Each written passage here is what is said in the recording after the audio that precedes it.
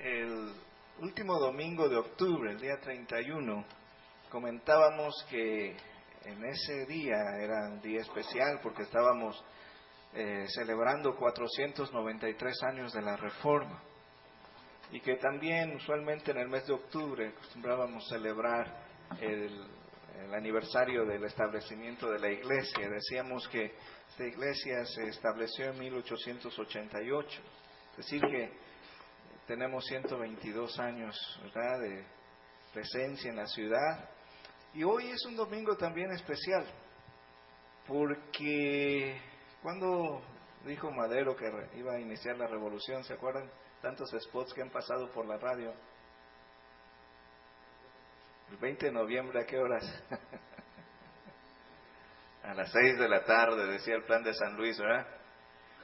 Bien, pues el 20 de noviembre de 1910, por esa puerta entraron por primera vez los hermanos para cantar y alabar al Señor en este espacio. Fue la fecha que se consagró el templo. Así que celebró todo México el centenario del templo, ¿verdad? Qué bendición. Hace 100 años este lugar donde estamos cantando fue dedicado al culto público. Y creo que es una bendición que a través del tiempo haya permanecido. Obviamente ha habido algunos cambios. David, no te avisé, pero no sé si tengas las diapositivas allá. Vamos a ver rápidamente unas pocas diapositivas para entender un poco algo de la historia de la iglesia. Bueno, decíamos, la iglesia como tal se funda en 1888, es decir, ha habido 122 años. Y el templo, esta área donde estamos, se abrió al culto público, fue consagrado como santuario hace 100 años, el 20 de noviembre de 1910. En estos 122 años podemos decir que hay dos grandes períodos en la vida de la iglesia. Y antes de ver esos períodos, vamos a ver un poquito de cómo era el Mazatlán de aquella época, ¿sí? Algunos datos. ¿Cuántos habitantes había? ¿Los pueden ver? 13,413. ¿Ha cambiado la ciudad un poco? Sí, ¿verdad? De 13,000 habitantes a, no sé, no he visto el reporte del censo del 2010, pero yo creo que andará 700 y fracción. Bueno, había 6,000 hombres, 7,000 mujeres, ¿eh? Poquito más. Qué interesante, dice, sabían leer 2,748 hombres y 2,916 mujeres. Y no sabían leer 3,447 hombres y 4,032 mujeres. Es significativo. Eso de la lectura lo puse intencionalmente porque cuando uno quiere establecer una iglesia, pues uno va a usar la Biblia para enseñar la palabra de Dios, la fe, ¿verdad? Y cómo enseñar a un pueblo, ¿verdad? Que quizá muchos tenían dificultad para leer. Y es ahí donde el trabajo de la iglesia se inserta en la sociedad, ¿no? Y pues particularmente la Iglesia Congregacional fundó escuelas, no solo aquí en México, en otros países. Bien, ese es un dato, era el Mazatlán de esa época. Bueno, hablando de los periodos, el primer gran periodo va de 1887 a 1919. Y ese primer periodo estuvo liderado por la Iglesia Metodista Episcopal del Sur. El primer misionero llega el 11 de diciembre de 1887 en un barquito, ¿verdad? En un vapor llamado, ¿cómo? Alejandro. Y el nombre de ese misionero fue J.D. Scopkins. Y el segundo periodo es el periodo de liderazgo de la Iglesia Congregacional, desde 1919 hasta la fecha. Entonces, por eso hablamos de dos grandes periodos, ¿eh? El inicio hasta 1919 y de 1919 a la fecha. Así que dos denominaciones han estado. Por ahí me decían que la razón de ser del nombre que dice Iglesia Cristiana y no tiene ninguna identificación denominacional se debió a ese cambio, porque pues eran metodistas, luego trasladan el templo y la congregación a la iglesia congregacional, y los hermanos de aquella época dijeron, no vaya a ser que luego los misioneros tomen otra decisión, así que le dejamos la iglesia cristiana. Ya no tenían que hacer modificaciones, ¿verdad? Bien, el 1 de enero de 1888 inician los cultos aquí en Mazatlán, pero en forma privada, ¿sí? Es decir, eran invitados, conocidos, quizá algunos extranjeros que trabajaban aquí, y ustedes pueden ver que el 1 de enero se inician con unos cultos en el idioma inglés, y el 3 de enero también algunos cultos privados en español. Eso fue en la esquina de Olas Altas e Independencia. ¿Saben dónde está el escudo del estado? Bueno, si ustedes se paran del escudo viendo hacia el norte, a una cuadrita, ¿verdad? Hay un edificio por ahí del lado derecho. En alguno de esos lugares fue, ¿verdad? Bien, de Olas Altas se mueve la obra un poquito más a la calle Reforma número 1. La calle Reforma hoy se llama Romanita de la Peña, ¿sí? Y es allí cuando se inician los cultos públicos. Qué interesante, ¿cuántas personas asistieron primera vez? 5 personas. El 5 de febrero de 1888. Entonces se inicia en Olas Altas, en Independencia, luego se mueve un poquito a Reforma, hoy Romanita de la Peña, y de Romanita de la Peña se mueve a la calle Ceres número 33. La calle Ceres es Mariano Escobedo, actualmente. La pueden ubicar, ¿verdad? Ya, por donde está la Casa de la Cultura Jurídica hoy día. En esa casa, si me mantienen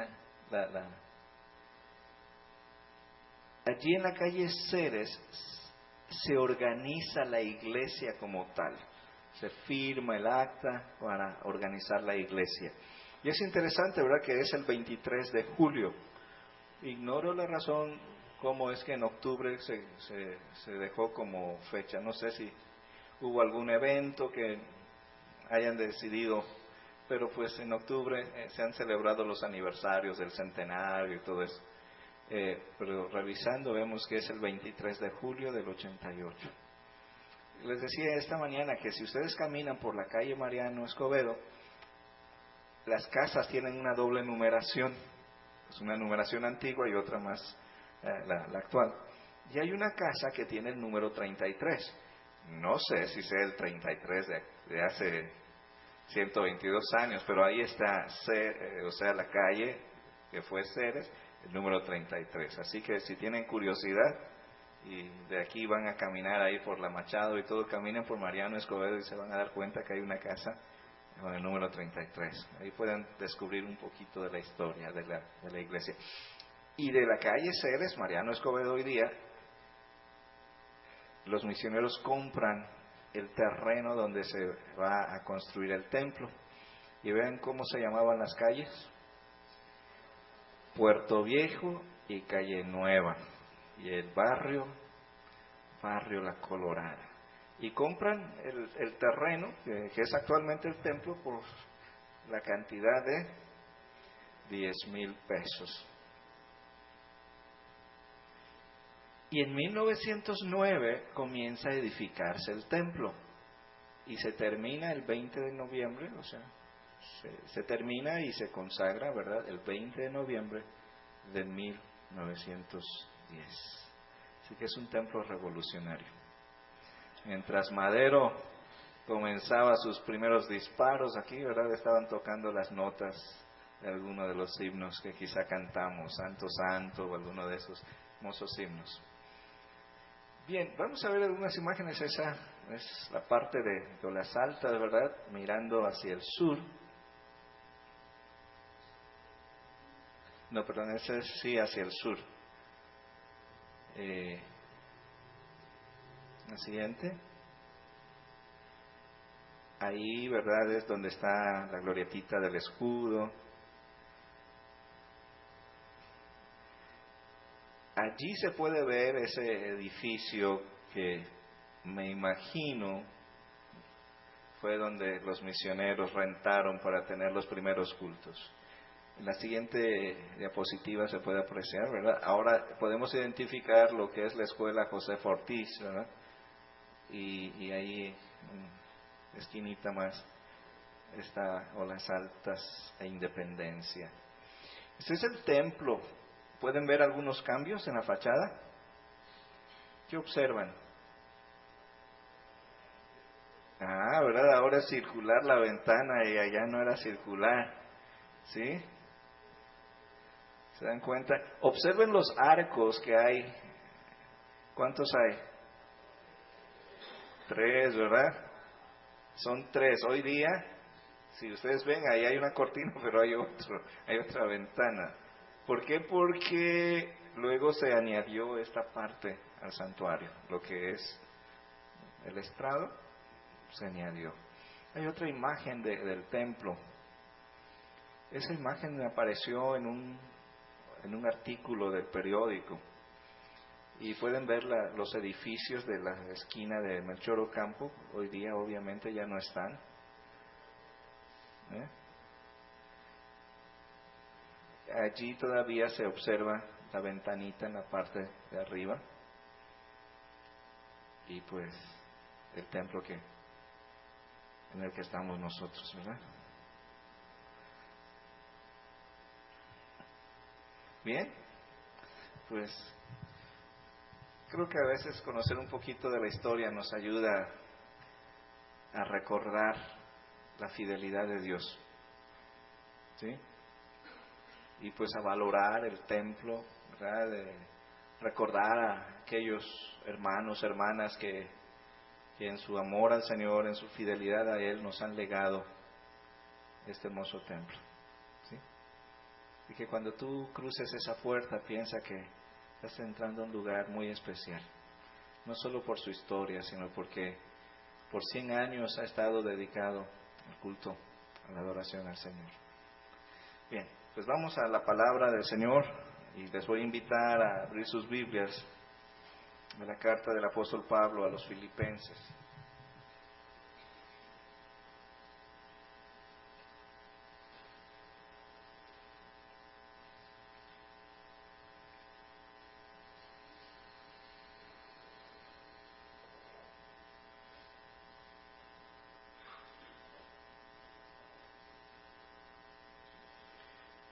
Pablo escribe esta carta desde la prisión en Roma y la escribe para dar gracias a la iglesia de Filipos por su apoyo en su ministerio, pero también la escribe con el propósito de alentarles a vivir una vida llena de gozo en Cristo. Hay muchos temas muy importantes en la carta.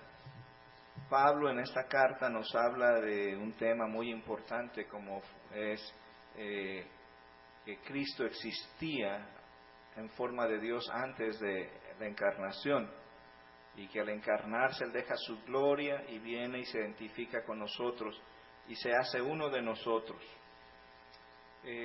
Pero esta noche yo quisiera compartir con ustedes muy brevemente cómo Pablo se nos presenta como un modelo para vivir la vida cristiana. Estaba observando cuando iniciamos el culto, nuestros hermanos estaban tocando el preludio. No sé si ustedes observaron que Abner le decía a David las notas que debía tocar en el cello, ¿verdad? Y le decía, ¿verdad? Y David ahí poniendo sus manos. Uno con experiencia guiando a otro que está aprendiendo. Y creo que esa es una buena analogía de lo que es la vida cristiana. Porque, ¿saben una cosa? Muchas veces conceptuamos la vida cristiana como algo meramente de la mente, de contenidos, de doctrina. Y no vemos que la vida cristiana es tomar a alguien y enseñarle cómo vivir la vida. Uno de mis profesores en el seminario decía que enseñamos lo que sabemos, transmitimos lo que sabemos, decía, pero reproducimos lo